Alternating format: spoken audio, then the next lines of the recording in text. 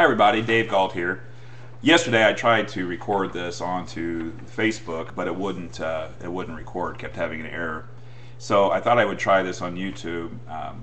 Those who follow my Facebook, whether personal or the Remax Team Galt page, you noticed I uploaded an article from the Noblesville Daily Times that was actually published back in 2004.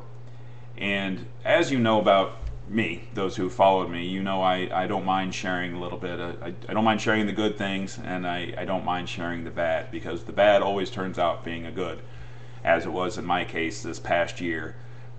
Those who know, my wife and I went through an adoption, and we had a failed adoption. That was a real low. And then we had a successful adoption, which was a huge high.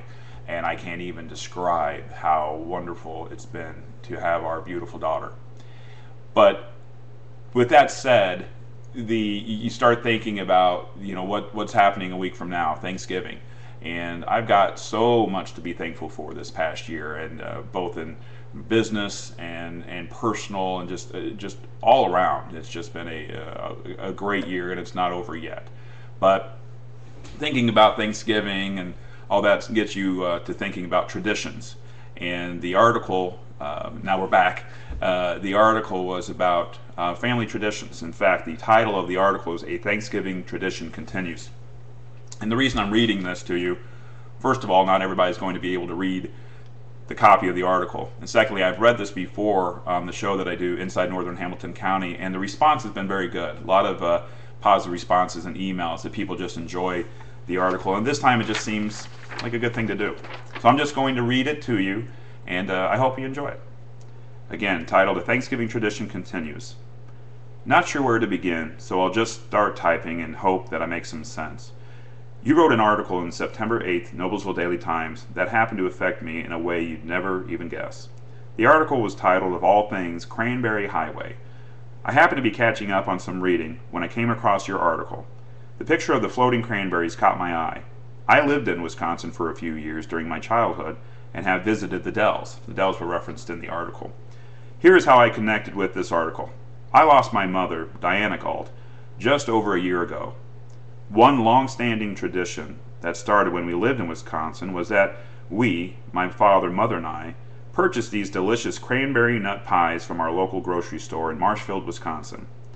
When we moved back to Indianapolis in 1981, my mother continued the tradition by contacting the grocery store and discovering a way to get some shipped to us every year. The reason I tell you this is that when Mom passed away, so did all knowledge of how she went about ordering these every year. Who did she call? What was the company? And so on. I was never privy to that information, and my poor father had absolutely no idea. This was something that Mom did for us, and I wanted to continue the tradition. As I read your article, I had this little bit of hope that you might reference something that might at least give me a clue as to where to begin to look, seeing that the internet had been no help at all. And then there it was in the last paragraph, cranberry nut. As I read the name Mrs. Peterson, it all started to come back to me. I remember Mom telling me that the owner had passed away and that the recipe had been sold. We were still able to get them shipped even after that, just not in the same packaging that we were used to.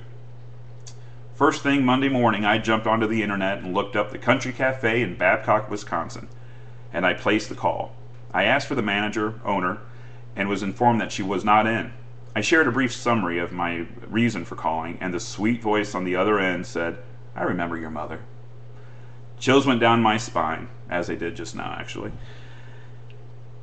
Chills went down my spine. It may seem silly. After all, it's only a pie, right? Wrong.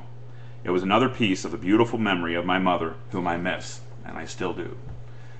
The voice on the other end informed me that I needed to speak to Sherry, because that is who my mother had been dealing with since 1993. Sherry called me about an hour later, and the first words out of her mouth were, "I'm sorry to hear about your mom."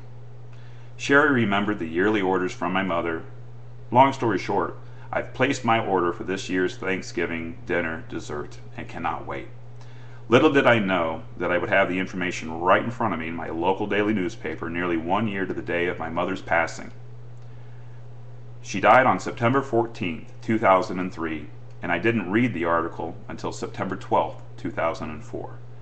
Thank you for writing about such a wide variety of places. I might never have found this again, and now the tradition will live on.